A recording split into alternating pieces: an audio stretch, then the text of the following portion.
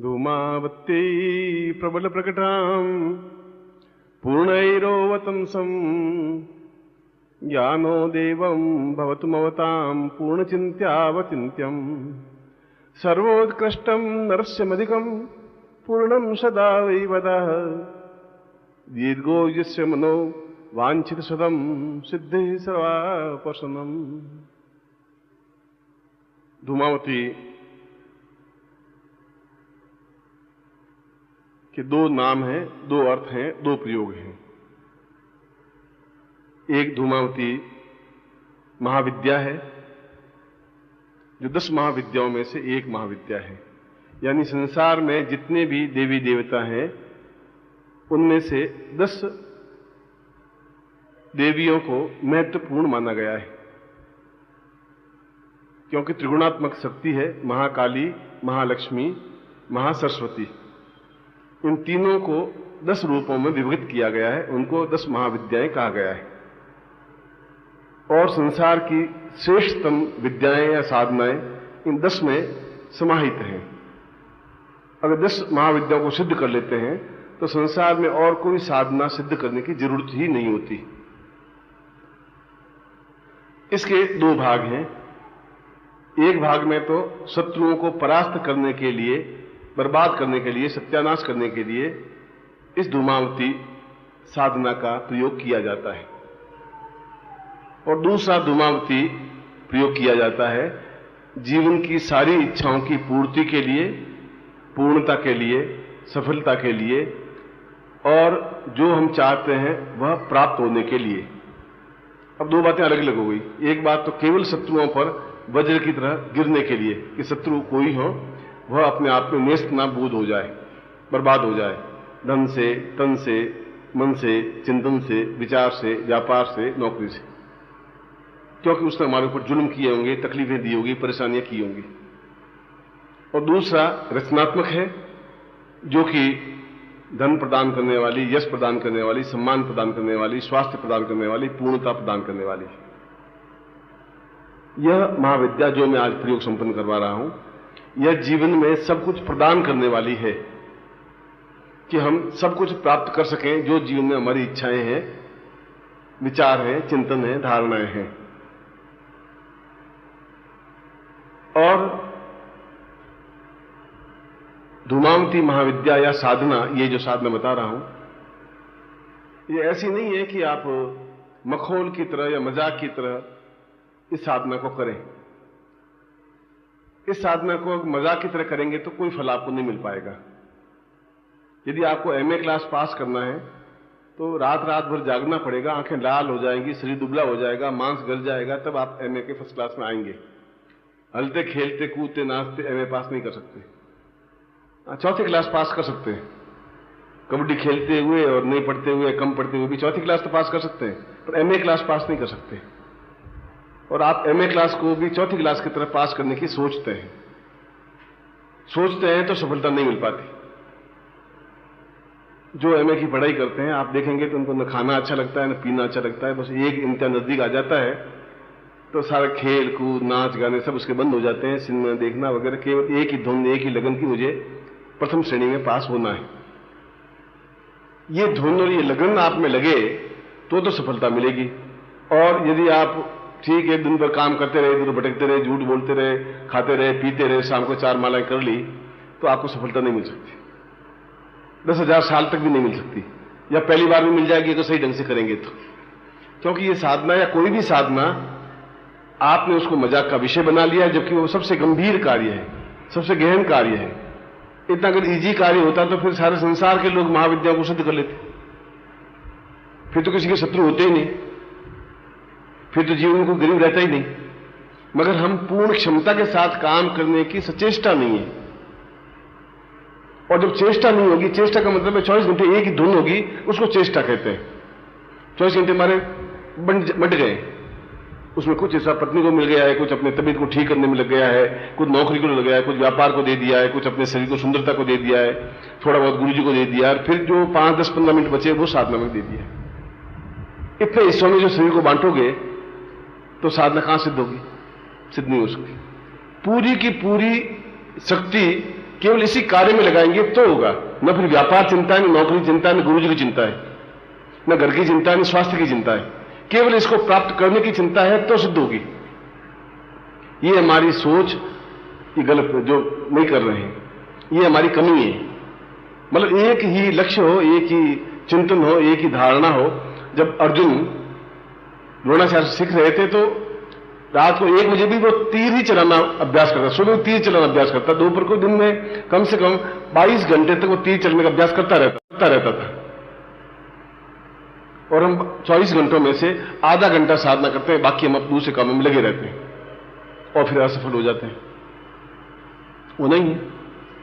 अगर हमें क्लास इस ढंग से पास करेंगे तो फेल होंगे ही होंगे, क्योंकि उसमें तो 20% रिजल्ट आएगा, 80 लोग फेल हो जाएंगे और 20 में भी 15 आएंगे थर्ड क्लास सप्लीमेंट्री, और उसमें से भी 3 आएंगे सेकंड क्लास, 1-2 आएंगे फर्स्ट क्लास। वो आएंगे जिनकी लगन होगी, धुन होगी, जो निश्चय कर लेंगे मुझे ये काम करना ही है, उनके आएगी। और आपको भी फर्स्ट क्लास आ सकती है यदि आप में एक जीवट शक्ति हो, निश्चय हो।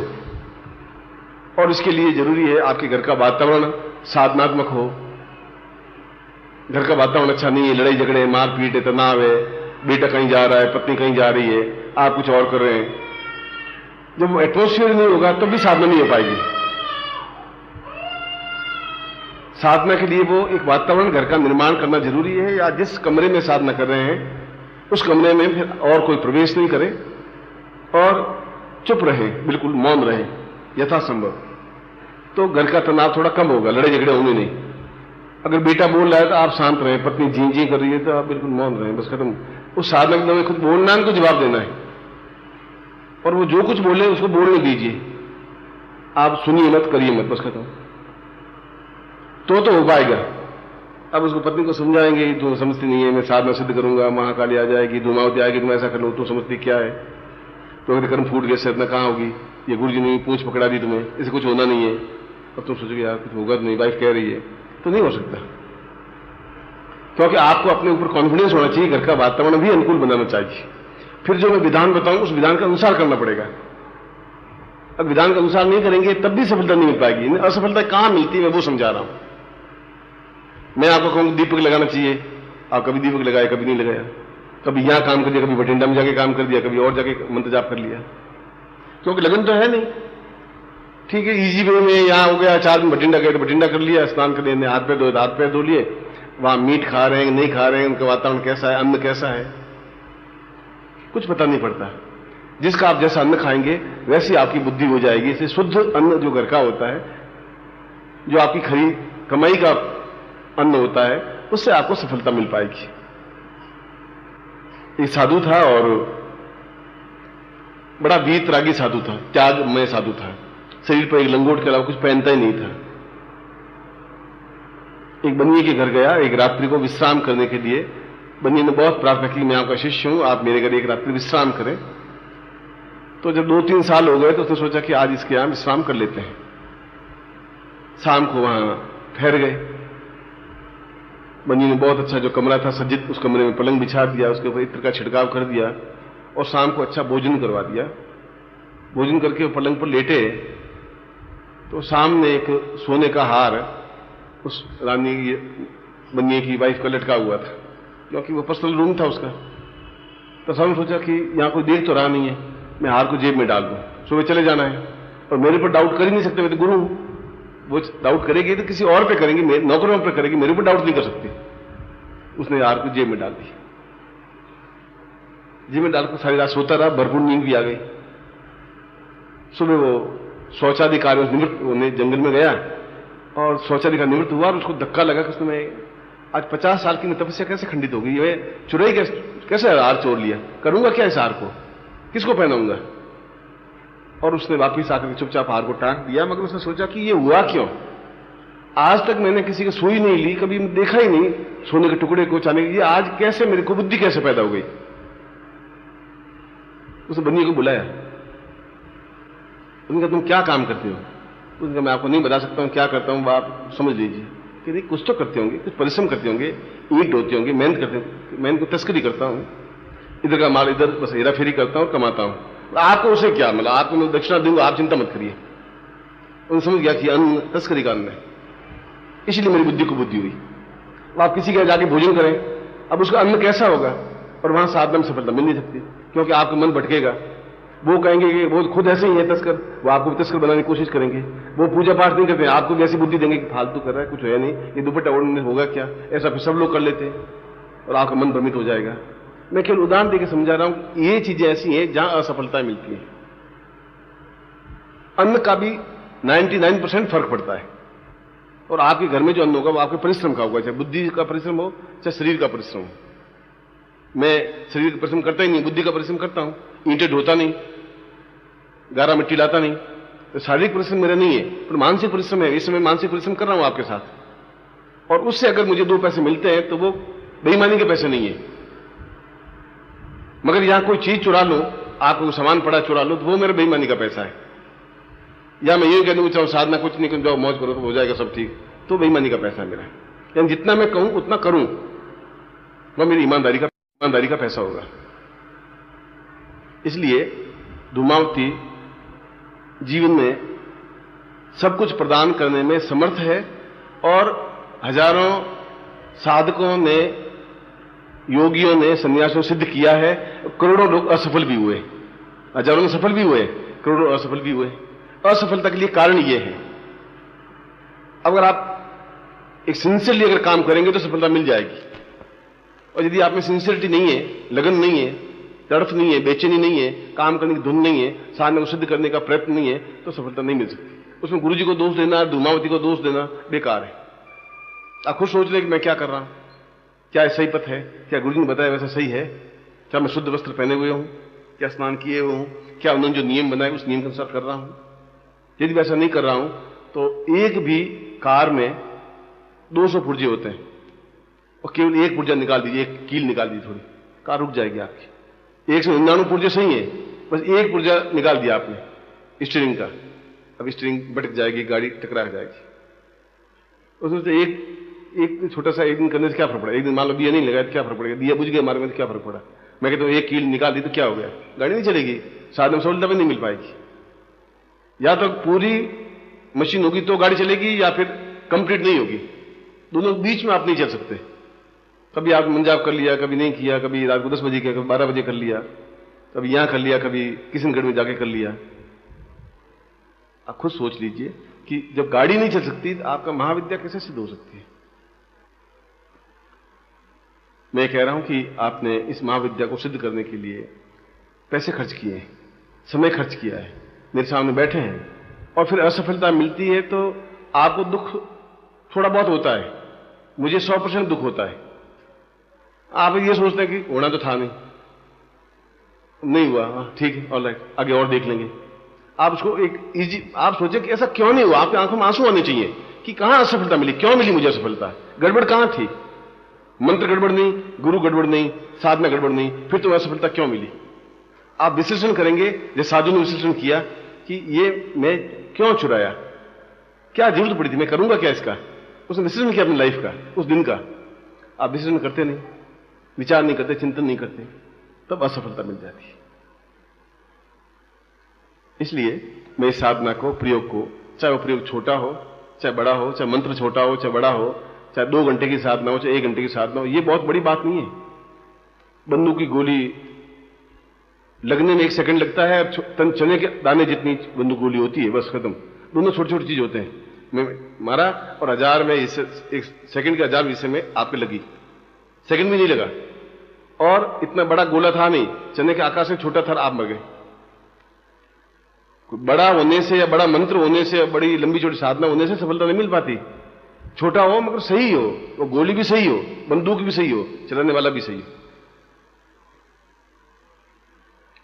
ये मन के विश्लेषण या मन के चिंतन की, ये मंत्र छोटा है, इससे क्या हो जाएगा, इस मंत्र में होता ही क्या, इसमें है ही क्या, मैं तो आपके नाम में है ही क्या, मदन लाल, क्या है मदन लाल में, कौन सी बहादुरी आपने कर ली कि मदन लाल नाम रख दिया। सैकड़ों मदन लाल दिल्ली में घूम रहे हैं, एक आप भी उसमें, एक नाम में बहुत बड़ी विशेषता नहीं है। गांधी में क्या है, महात्मा गांधी, जवाहरलाल, मोहनदास करमचंद गांधी, सैकड़ों गुजरात में पैदा हो गए, कोई एक थोड़ी पैदा हुआ। अब उसके बाद में उसके एक्टिविटी से वो पूरे भारत में मशहूर हुए। रविन्द्रनाथ टैगोर हुए तो नाम तो रविन्द्रनाथ, तुमको मेरे यहां पर भी एक रविन्द्रनाथ बैठा है, अब वो उसमें तो अंतर था ही, क्योंकि उसने उसके पीछे साधना बल था, ताकत थी। उसने मंत्र जाप जिंदगी में एक संगीत की रचना की, गीत की रचना की, गीतांजलि की रचना की, तब उसको नोबेल प्राइज मिला। एक धुन एक लगन पे चला वो। जब उसने वो संगीत का अध्ययन करते थे तो 23 घंटे तक अध्ययन करते थे।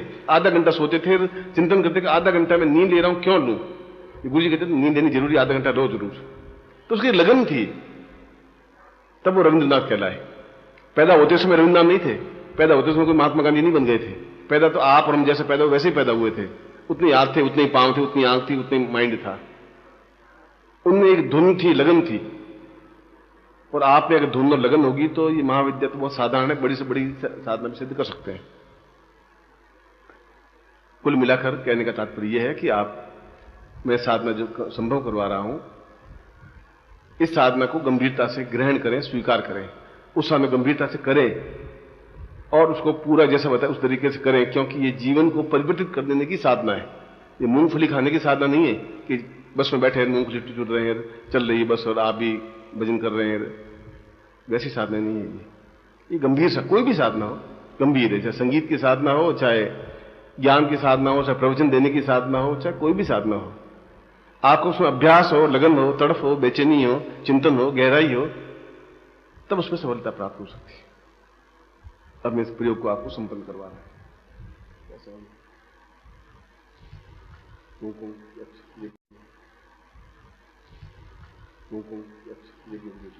हाथ जोड़ दीजिए, गणपति को स्मरण करें। अब आप ध्यान से समझें मैं क्या क्या कर रहा हूं।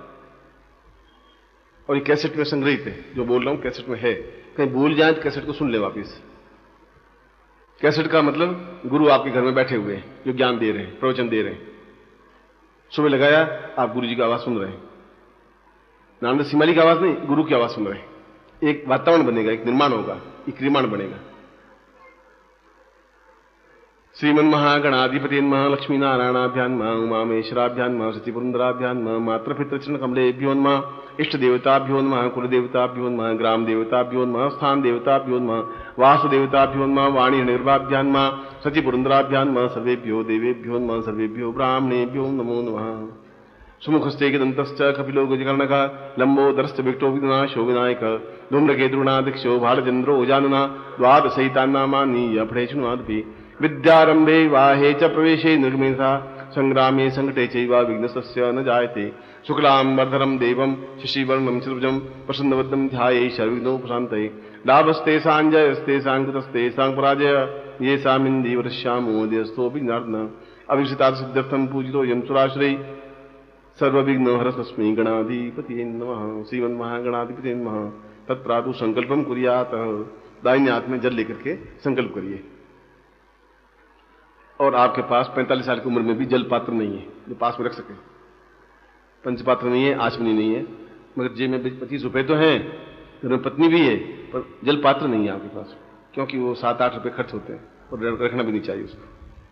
ओम विष्णु विष्णु विष्णु भारतवर्षे भरतखंडे जम्बूद्वीपे शालिवान शाखे बौद्धावतारे समसे समुद्र को समता 2014 श्रावण मासे शुक्ल पक्षे आता पूर्वातो समसादि पूरा कल्याणतम भौम वासे अपराध लक्ष्मी प्राप्त प्राप्त लक्ष्मी कालम सकल काम सिद्धतम लोके वासे भैरादि द्वारे सर्वत्र यश विजय लाभादि प्राप्तवारे सपुत्र से सबांधुस्य अखिल कुटुंब सहितस्य सबसो समस्त भय व्याधि जरा पीड़ा मृत्यु आयु आरोग्यता अमुक गोत्रोत्पन्नो हम।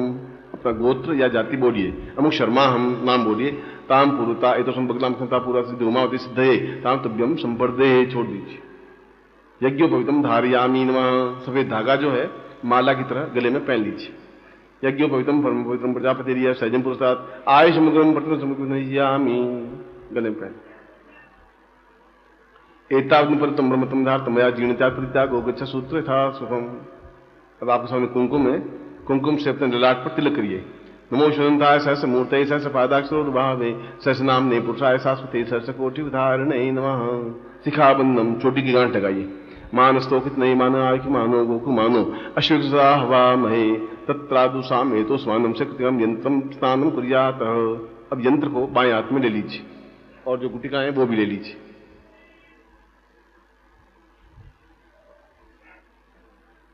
बायां लेफ्ट हैंड में, वो आपका लेफ्ट हैंड। यंत्र और गुटिका दोनों। यंत्र सीधा होना चाहिए, देख लेना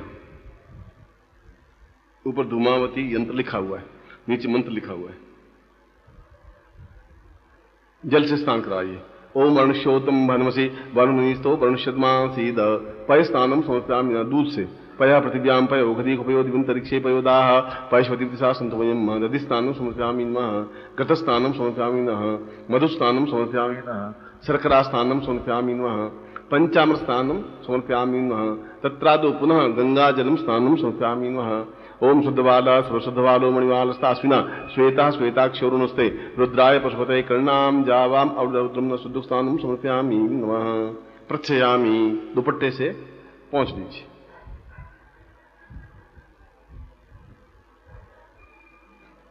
फिर यंत्र पर 2 बिंदियां लगाइए कुमकुम की। तत्रादौ पूर्ण सुख शांति सौभाग्य धंधा प्रतिष्ठा कुर्यात्। तत्रादौ पूर्ण साधना सिद्धिं प्रतिष्ठिं संप्रदे। तत्रादौ काल भैरव गुटिका के ऊपर 1 बिंदी लगाइए। नमस्ते पूर्ण काम धूम धूम धूम काम काम कराते पूरा तो काल भैरवाय नमः। तत्रादौ अक्षरम समर्पयामि नमः। अक्षर चढ़ाइए। ओम अक्षरम अक्षरम समर्पयामि नमः। ताम पुरुष्याम। अब इसके ऊपर माला रख दीजिए और माला के ऊपर भी एक जो उसका सुमेरु है जहां खत्म होता है वहां पर कुमकुम का तिलक करिए। माले माले महामाय शक्ति स्वरूपिणी चतुर्वर्गस्तई तस्मिन् तस्मान् मिशितां भवः। अब दोनों हाथ जोड़ दीजिए, साथ में लगा दीजिए और मेरी तरफ देखिए। मैं मंत्र प्रयोग कर रहा हूं। ओम दान धूमावती सा पूर्वातस्मानं शक्ति कल्याणतम सा चिंत्यामि प्रत्वा सा दीर्घोतस्मानं सनेति पूर्वा कल्याणं देता भवति पूर्वा सा चिंत्यामि प्रत्वा पूर्वा तस्मिन् पूर्वा सुख सौभाग्य धन धान्य यश प्रतिष्ठा ऐश्वर्य अवलाद पूर्णताम दीर्घस्या चिंत्यामि पूर्ण आयु आरोग्य एतम कृति कल्याणतम सा समाप्ति पूर्वा सा चिंत्यामि दीर्घोत्तो पूर्वा सामधिगते स कल्याणतम दीर्घा सा चिंत्यामि खितवोर जेतवाम वायवस देवो व सविता प्रार्पयतु श्रेष्ठतमाय कर्मण आप प्रियामान दाभागं सोमावत सोमावत गुण सोध्रुवा अस्मिन् गोपतोषिया तब विद यजमान से पशुन पाहि चितिंजो मनसा देवा इया गमन भीति होत्रा रेता वरदः पत्य विश्वभू न जो विश्वकर्म विश्वाहादाप्य गुण हवि। तत्रादौ उसके ऊपर कुमकुम लगा हुआ यंत्र पर वो अपने हाथ से लेकर के ललाट पे लगा दीजिए और माला को गले में पहन लीजिए।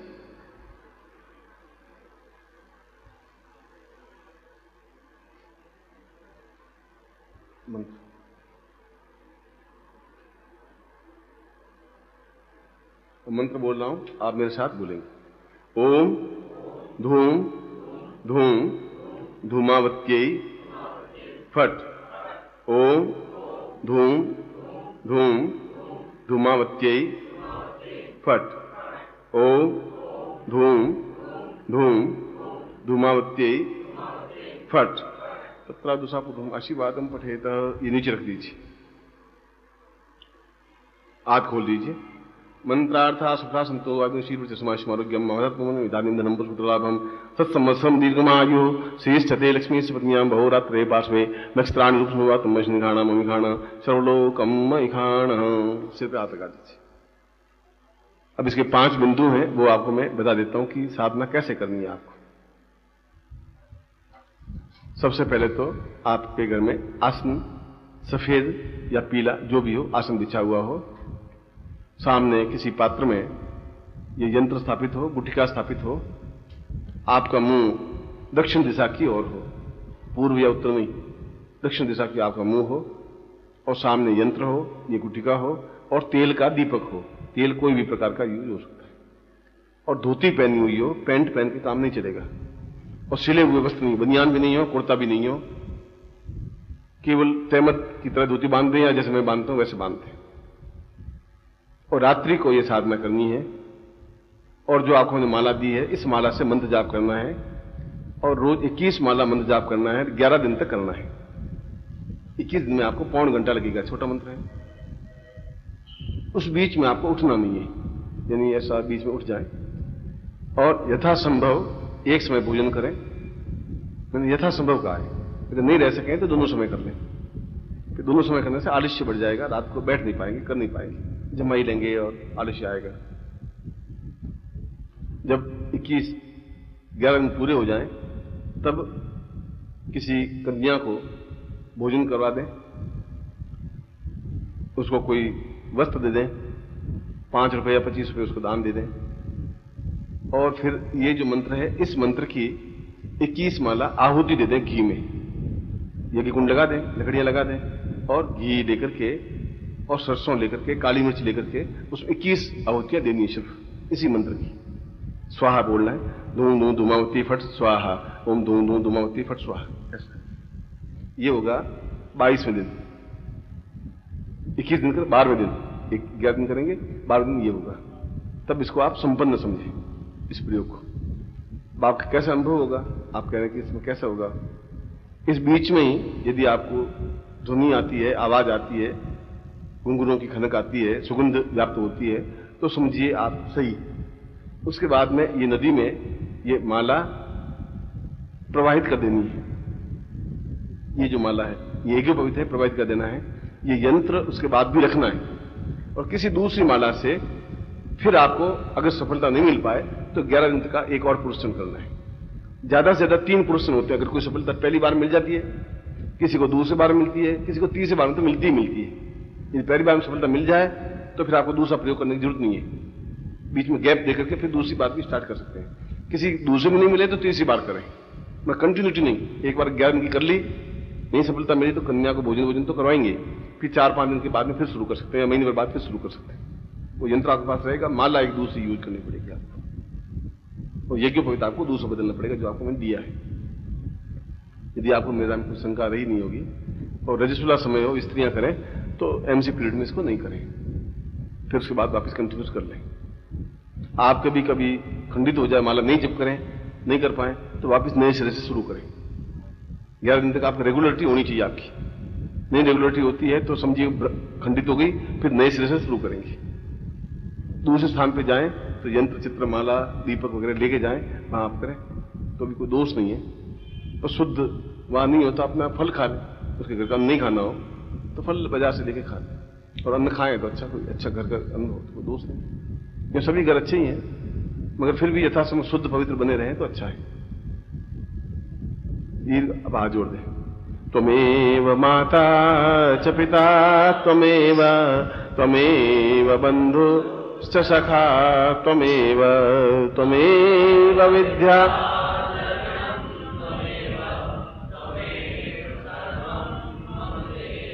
अन्याम पूजियाम सांगाय स परिवाराय साविदाय शक्तिकाय पूर्णत्व ज्ञान प्राप्ताय मम धूमावती सिद्धये ताम मनोवांछित कामं तत्भ्यम संपदे तत्र आरार्तिकम कुर्यात। अब आप खड़े हो जाएं, आरती करेंगे। सामग्री नीचे रहने देना।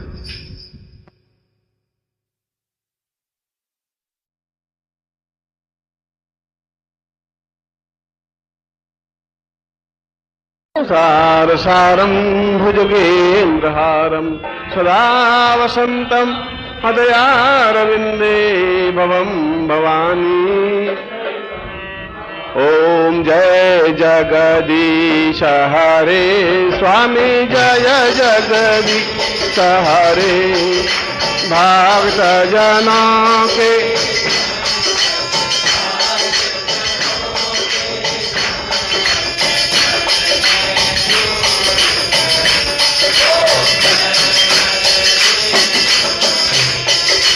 जो जावे फल ओ स्वामी दुख विनाशे मन का सुख संपत्ति।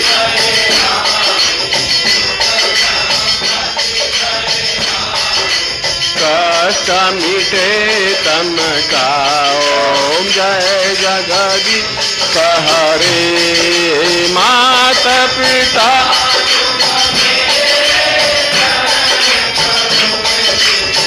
तो स्वामी शरण पढ़ूं मैं की सखी। तुम विनय और न दूजा, प्रभु विनय और न दूजा। आस करूं मैं जिसकी। ओम जय तुम पूर्ण परमात्मा तुम।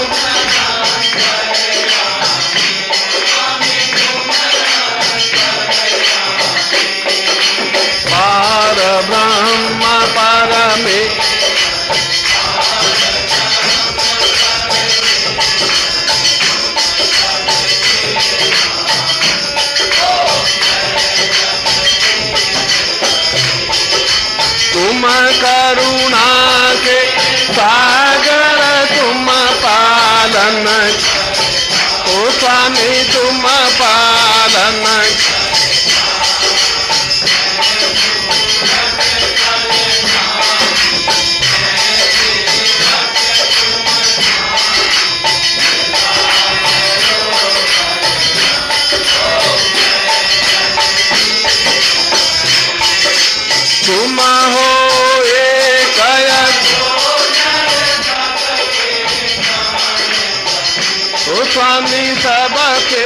प्राणपति की सविधा मिलो, दयामय की सविधा मिलो, कृपामय तुमको मैं तुमकी ओम जय।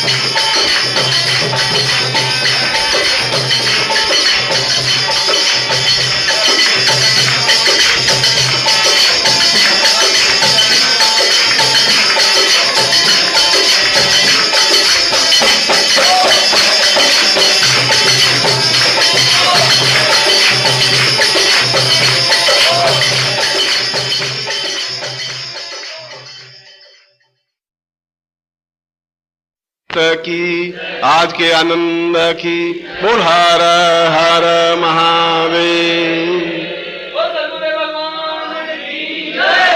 त्वमेव माता च पिता त्वमेव त्वमेव बंधु च सखा त्वमेव त्वमेव विद्या द्रविणं त्वमेव त्वमेव सर्वं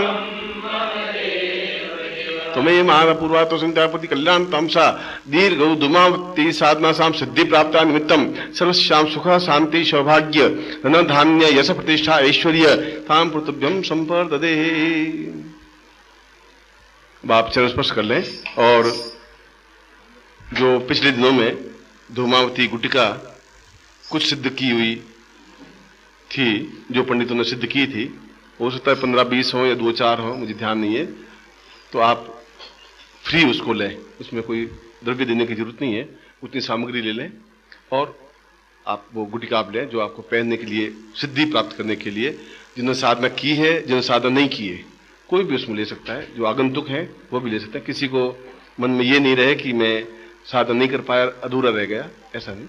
आप कोई भी इसमें ले सकते हैं और सफलता पा सकते हैं। वह पूर्ण सफलता के लिए आपके लिए हितकारी है, उपयोगी है। एक बार फिर मैं आपको आशीर्वाद देता हूं, कल्याण कामना करता हूं। ओम परम तत्वाय नारायणाय गुरुभ्यो नमः। ओम परम तत्वाय नारायणाय गुरुभ्यो नमः। ओम परम तत्वाय नारायणाय गुरुभ्यो नमः। ओम परम तत्वाय नारायणाय गुरुभ्यो नमः।